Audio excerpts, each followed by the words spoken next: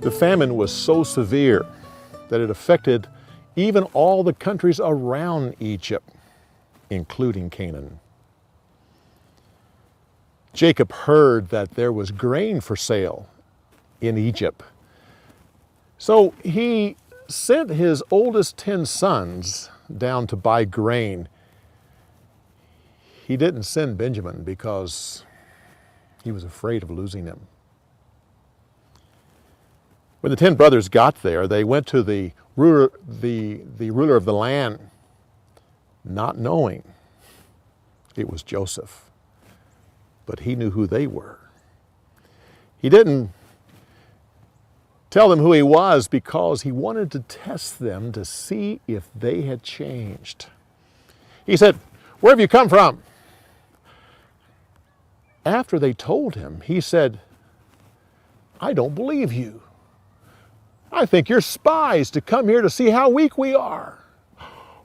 Oh, no, we are all the sons of an honest man back in Canaan. There are 10 of us here. We have one brother back home and another that is gone.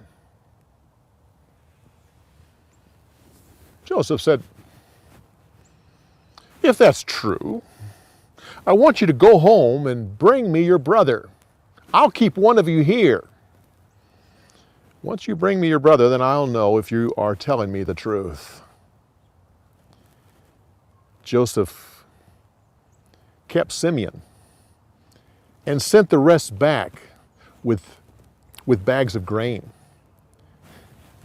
Without them knowing, he put their money back into the sacks of their grain. When they got home, they told Jacob everything that happened. They said, "So we have to take Benjamin back with us so that we can get Simeon out of prison." About that time, they discovered that they had their money in their grain sacks.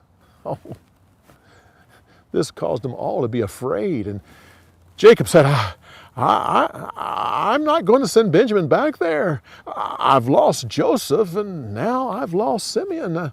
I don't want to lose Benjamin. He is all I have.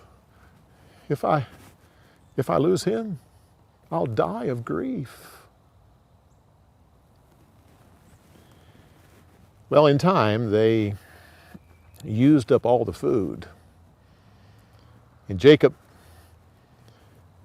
told his sons to go back to Egypt and buy some more. Judah said, the ruler there made it perfectly clear that we were not to come back without Benjamin. Send him with me.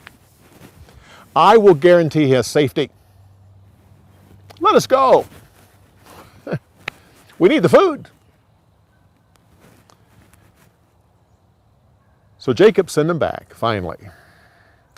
He sent gifts for the ruler, and then he sent twice the money so they could pay back the grain which they had brought back on the first trip.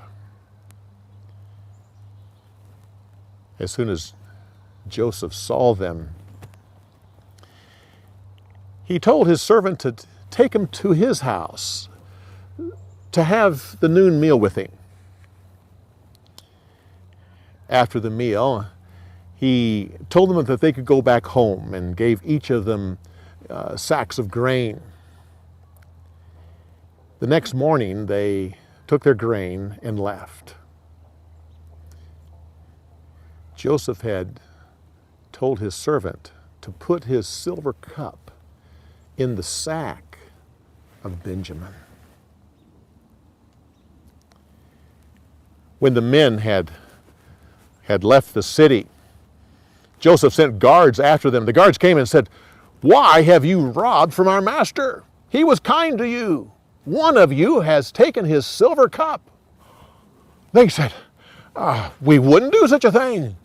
Here, examine all of our bags, and if anyone has taken that cup, that man will die, and the rest of us will become your master's slaves.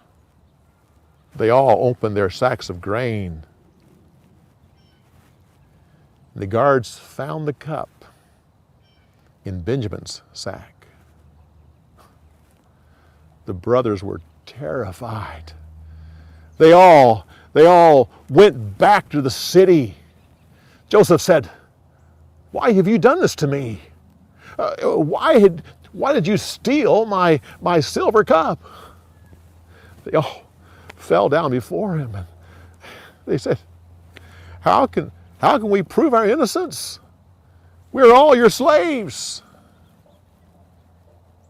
Joseph said, No, only the one who took the cup. He's my slave. The rest of you can go back to your father.